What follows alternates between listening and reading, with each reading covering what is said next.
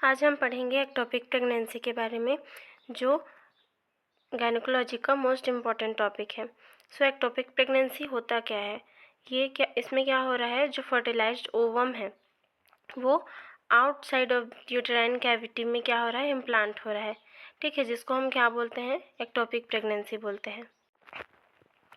Now हम देखेंगे कि जो इम्प्लांट जो हो रहा है, इम्प्लांटेशन हो रहा है, वो यूटेराइन कैविटी में नहीं हो रहा है। ठीक है, जो फर्टिलाइज्ड एग है उसका, तो वो कौन कौन से साइट में होता है उसको हम देखेंगे, जिसमें पहला है ट्यूबल प्रेगनेंसी, जो कहाँ पे हो रहा है, फैलोपियन ट्यूब में।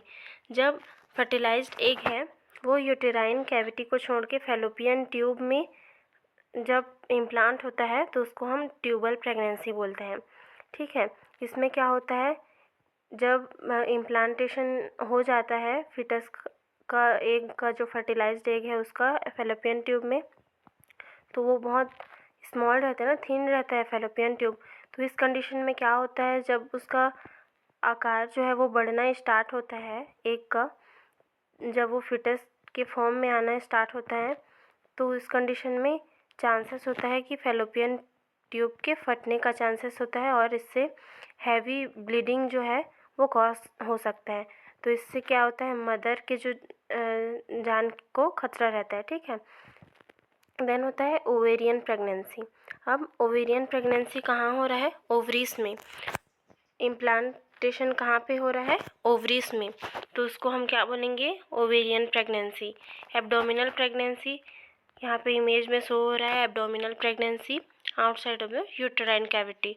ठीक है, सर्वाइकल प्रेगनेंसी कहाँ हो रहा है, सर्वाइकल देखो सर्विक्स के वॉल्स में, सर्वाइकल वॉल में जो है वो फर्टिलाइज्ड एग क्या हो रहा है, इम्प्लांट हो रहा है, इसको हम क्या बोलेंगे, सर्वाइकल। देन आता है एंगुलर प्रेगनेंसी। एंगुलर प्रेगनेंसी कहाँ पे होता है, ये यूटेरो ट्यूबल जंक्शन जो होता है उसके बीच में जब इम्प्लांटेशन होता है फर्टिलाइज्ड एग का, उसको हम एंगुलर प्रेगनेंसी बोलते हैं। यहाँ पे जब वो होता है फर्टिलाइज्ड एग का इम्प्लांटेशन होता है, उसको हम क्या बोलेंगे, angular pregnancy. Then cornual pregnancy. Cornual pregnancy interstitial portion में होता है। ठीक है, ओवरीज के इंटरस्टेशियल पोर्शन में जो होता है उसको हम क्या बोलते हैं, कॉर्नुअल प्रेगनेंसी। तो ये था साइट्स ऑफ प्रेगनेंसी। जो फर्टिलाइज्ड एग है वो यूटेराइन कैविटी को छोड़ के ये जो अनदर साइट्स हैं वहाँ पे इम्प्लांट हो जाते हैं, जिसको हम क्या बोलते हैं, एक्टोपिक प्रेगनेंसी बोलते हैं। Okay, then now we will see risk factor and aetiology of ectopic pregnancy, जिसमें पहला है मैटरनल एज। मैटरनल एज जो है मोस्टली कारण होता है जो डिसऑर्डर्स हैं, एबनॉर्मलिटीज़ हैं उनका। अगर मदर जो है वो 40 ईयर से अबोव की है और वो जो बेबी है वो कंसीव कर रही है, तो उस कंडीशन में एबनॉर्मलिटीज़ जो है वो कॉज करता है। ऐसे कंडीशन में जो मदर होती है वो हाई रिस्क प्रेगनेंसी के कंडीशन में होती हैं। ठीक है, स्मोकिंग, अब स्मोकिंग की वजह से हार्मोनल इम्बैलेंस हो रहा है और कैंसरस सेल जो है वो फॉर्म हो रहा है, तो जो एक्टोपिक प्रेगनेंसी है उसके चांसेस जो है वो बढ़ जाते हैं। ठीक है, हिस्ट्री ऑफ पेल्विक सर्जरी, अगर मदर का कोई पेल्विक सर्जरी हुआ है तो इस कंडीशन में भी क्या होता है, एक्टोपिक प्रेगनेंसी वो कॉज करने के चांसेस होते हैं। सेक्सुअल ट्रांसमिटेड डिजीज़, अगर इन्फेक्शंस अगर हुआ है मदर को, तो उस कंडीशन में भी ये जो डिजीज़ है वो कॉज करेगा। ठीक है, हार्मोनल फैक्टर, अब हार्मोनल फैक्टर क्या है, मोस्ट इम्पॉर्टेंट रोल प्ले करता है। ठीक है, इम्प्लांटेशन में, फर्टिलाइजेशन में, इन सारी चीज़ों के लिए।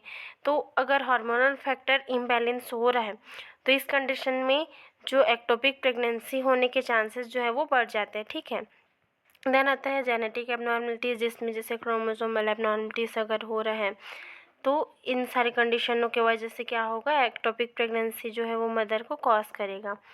प्रीवियस एक्टोपिक प्रेगनेंसी, अगर प्रीवियस हिस्ट्री है मदर का कि उसको एक्टोपिक प्रेगनेंसी कॉज किया है, तो सेकेंड प्रेगनेंसी में भी चांसेस जो होते हैं वो बढ़ जाते हैं कि उसको वापस से एक्टोपिक प्रेगनेंसी कॉज करे। तो ये था हम लोगों का risk factor. Then an aetiology of ectopic pregnancy. Now we will see management. तो इसका क्या क्या मैनेजमेंट है, जैसे पहला इसमें हॉस्पिटलाइज द पेशेंट। पेशेंट को क्या करना है, हॉस्पिटलाइज करना है, असेस करना है पेशेंट के कंडीशन को कि पेशेंट का कंडीशन क्या है, ज़्यादा ख़राब है या फिर पेशेंट ठीक है, सीवियर अगर कोई इमरजेंसीज तो नहीं है, उसको असेस करेंगे, पेशेंट को चेक करेंगे, ठीक है। मेडिकेशंस में मेथोट्रेक्सेट 50 mg IM, ये इंजेक्शन जो है वो सीवियर टाइप ऑफ कैंसरस जो सेल्स है, मतलब कैंसरस डिजीजेस है, उसके लिए यूज़ होता है, ठीक है। देन आता है मिफेप्रिस्टोन 200 mg, ये जो है वो प्रेगनेंसी को एंड करने के लिए यूज़ करते हैं, ठीक है।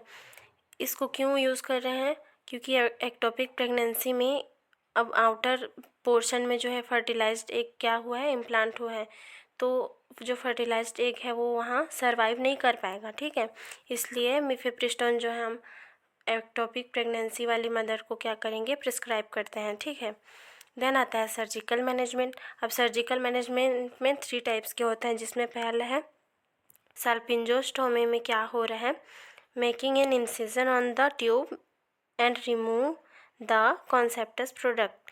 ट्यूब में क्या कर रहे हैं, एक इंसिजन मेकिंग कर रहे हैं और जो प्रोडक्ट इम्प्लांट हुआ है उसको क्या कर रहे हैं, रिमूव कर रहे हैं। देन आता है साल्पिंजेक्टोमी। साल्पिंजेक्टोमी में पूरे जो ट्यूब है उसको कटिंग आउट कर देते हैं, ठीक है। और लेप्रोटोमी, लेप्रोटोमी में स्मॉल इंसिजन करते हैं एब्डोमिनल में और लेप्रोस्कोप के थ्रू जो फर्टिलाइज्ड एग है मटेरियल से उसको क्या करते हैं, आउट करते हैं। सर्जिकल मेथड होता है ये, ठीक है। देन हम देखेंगे इसका कॉम्प्लिकेशन। हेमरेज, जैसे कि मैंने बताया कि फैलोपियन अगर ट्यूबल प्रेगनेंसी है तो हैवी ब्लीडिंग होने के चांसेस बढ़ जाते हैं। तो इंटरनल ब्लीडिंग अब हो रहा है तो उस कंडीशन में हेमरेज होने के चांसेस रहेंगे। डेथ, अगर एक्सेसिव अमाउंट में जो ब्लड है मदर का वो लॉस हो चुका है तो उस कंडीशन में क्या होगा, मदर में डेथ कॉज करेगा। इनफर्टिलिटी, अब इम्प्लांटेशन अगर अनदर पार्ट में हो जाता है तो इसका चांसेस बढ़ जाता है ना अबॉर्शन होने के।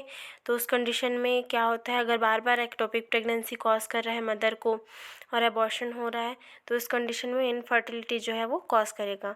ट्यूबल रप्चर, अगर ट्यूबल प्रेगनेंसी है तो ट्यूब जो है अब फिटस जैसे ही अपना ग्रोथ करना स्टार्ट करता है तो ट्यूबल रप्चर होने के चांसेस बढ़ जाते हैं, ठीक है। जो ये मोस्ट जो कॉम्प्लिकेशन होता है ट्यूबल रप्चर, और ट्यूबल रप्चर की वजह से ही हेमरेज भी जो है वो मदर को कॉज होगा। तो ये थे कॉम्प्लिकेशंस ऑफ एक्टोपिक प्रेगनेंसी। तो ये था हम लोगों का आज का topic, ectopic pregnancy. Please like, subscribe and share to my channel. Thank you.